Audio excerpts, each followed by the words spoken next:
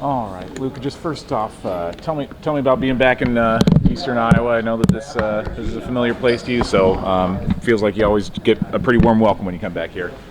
Yeah, no, it's an amazing feeling to be able to come back here and have these camps and get to interact with some of the youth, but also some of the the parents that are fans and have supported me throughout my career. So it means the world to me to have the chance to be able to have a camp and have people come and want to get better. So it's exciting to be able to teach the game. I know I'm still young and I'm still learning the game myself, but it's always fun when you can take a step back and teach and kind of help the youth. Yeah. What are some of the things that you feel like you're the biggest messages you're imparting at these camps you do Yeah, across Iowa? I think it's multiple. There's multiple messages I try to get through. I think number one is game's fun, man. Basketball is fun, and when you look at it that way, everyone tells me I work hard, and why do you work so hard? All of that.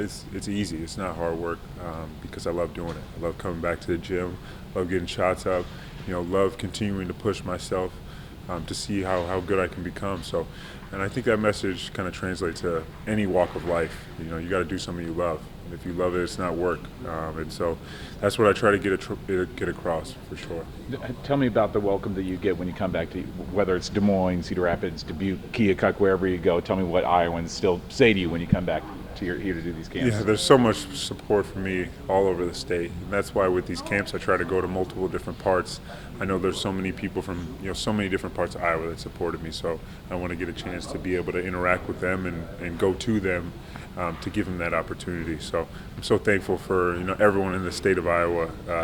My career here was incredible, and I still feel it to this day. Anytime I take a step across that border into Iowa, it's awesome. How special was this last year in the NBA for you? Because I know that you weren't maybe on the floor as much as you might like, but you still got to be on a T-Wolves team that made a deep playoff run this year. Yeah, I feel like I learned so much from my surroundings and who I was around, and I think that's something that's going to pay dividends for me for the rest of my career. Is the lessons that I learned from my teammates that were out there, getting a chance to experience the playoffs, because people have told me about what the playoffs are like, and no one can tell you what it's like until you've gone through it yourself and you see everything that happens live. And getting to the conference finals and all of that, it was just so many nuggets that I learned, and I'm taking with me to go in the future. And when I'm on there and when I'm on the court, I will have some experience just from my ability to be around what we did this year. Pun intended nuggets, or is that just a part Yeah, of normal exactly. Okay. Do you feel like you're still pretty pleased with how your career's looking? Because, I mean, again, not playing maybe as much, but you were on the T-Wolves roster for most of the year. I didn't see you back in Iowa very much, so it seems like you were still part of that team for the bulk of the season. Absolutely. I think every year I've taken a step forward.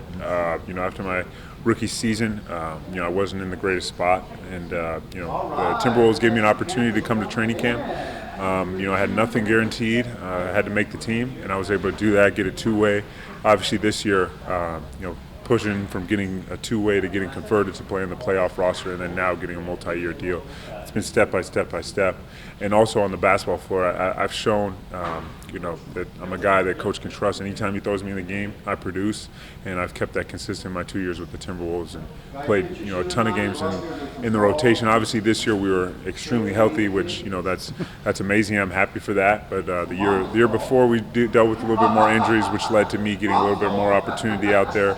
And obviously still this year there was a good stretch towards the end of the year where there was some opportunity for me, and I think I've shown over the course of 2 years that no matter when it is, no matter how deep in the season, how early in the season, if you throw me out there, I'm going to produce because I'm a guy who can play on anybody's rotation in the NBA and impact winning. So, what's the main thing that when you look ahead to this next season, what's the biggest thing that you do want to work on, the next step forward that you want to take for yourself? Yeah, I mean, I think I want to continue to show my shooting ability. I feel like people don't really understand the level of shooter that I am.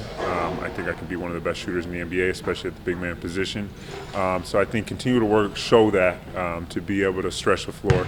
Obviously, it's hard with how many opportunities I get, but for me, it's whenever I get an opportunity, I'm going to try to show that. And there's so much that I can continue to work on. Defensive versatility, obviously being able to switch 1 through 5 and continue to work on my body and all that kind of good stuff. And obviously also, with where my body's at right now, being able to play, off the catch and pick and pop situations. Now it seems like for me that I'm actually quicker than a lot of the big men closing out on me, so I can be able to get past them and work on getting to the rim and pulling up and doing whatever I have to do on that side of it.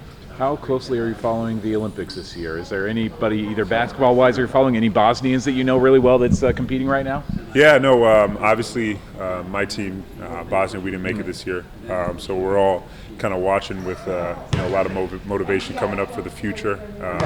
Me and John and Musa are both 25 years old. We got a lot of time to make a run, and Yusuf Nurkic is our leader, and we got a good run in the future coming up for us. Last year was my first time competing on the FIBA stage, so it's going to take us a little bit to mesh as a group, and we made it to the championship kind of pure, basically only off pure talent, and we lost to a team that has played together their whole lives, and so that's the part that we're going to have to catch up on is the teamwork and the camaraderie and guys knowing how to play with each other. But we're going to figure it out for sure. So we're all watching this, and obviously as me, as a basketball fan, I love watching. I was just watching the France-Canada game right now. Support all my teammates, Rudy Gobert, Joe Ingles is with Australia, obviously Anthony Edwards, Nikhil Alexander-Walker. We got a bunch of them out there. So it's super exciting to be able to follow those guys around. They're obviously achieving, their dream, and they're doing something for their country that is, absolutely incredible. So I'm so excited for them, and I'm cheering for all of them. I hope they, can compete and get to the finals. Yeah, I wasn't sure, I guess, if like with Team Bosnia, since you live in America, I don't know if you know the Bosnian volleyball players or a skateboarder or anything else. Yeah, we are a very small country. Yeah. We only had 5 individuals that competed in the Olympics this year. We had a couple in judo, a couple in swimming, and a shot put athlete. So, obviously former Yugoslavia was a much bigger country. So Serbia, Slovenia, Croatia, all was one country at one point. And my uncle played on those teams that beat the United States. And, obviously if you think about it today, it would be Jokic, Doncic on the same team. So they probably would have a chance to compete with any team in the world. So it's all broken up, and still Serbia's competing. They just made the semifinals today, and you just got to imagine all the other countries that would have been added to them in that roster. So it's a lot of pride that comes from that area, and we're a small country, but we're gonna find a way to get ourselves in the Olympics and compete for a world medal. How's your judo game coming? Not very well. I'm going to avoid that as much as I can. I didn't know how much when you were in college, if you were good pals with either Megan Gustafson or like Tomi Taiwo. I didn't know if you knew her back when you were then, or if you guys overlapped very much. Yeah, no, I mean, I definitely overlap with Tomi and Megan. Okay. And Megan, I kind of watched a little bit more closely. When I first got to Iowa, it was just every time I was in the gym, she was in the gym. And it was so crazy to see someone kind of working on the stuff that I was working on. She's up and under, she's doing Micans and all this kind of stuff. And I'd never seen that before. And watching her play and her dominance and her ability to finish around the rim but score, and then kind of see her develop her game when she got to the WNBA level. Now she's stretching the ball and shooting threes, obviously more so than she did in college. So she's just a testament to her ability to continue to kind of adjust to the times, and I feel like I do the same thing myself. But it's been awesome to see her compete. She's one of the best females basketball players in the world, I feel like, and it obviously is true being in the WNBA with the amount of spots there are. There's only I think it's only a few hundred, maybe less than that, compared to us with 450. So it's so tough to stay in that league, and she's done a great job of building herself a career. Yeah. Anything else you want to say, Luka? No, I just like I said, thankful to be here. Being able to do the LGA. Hopefully we can get as many kids as we can to show up for these next few dates we got in Davenport and Keokuk. I just want to be able to help impact the youth as much as I can. What are your numbers so far? Do you have a finite number of how many kids have showed up so far, or average how many come to camp?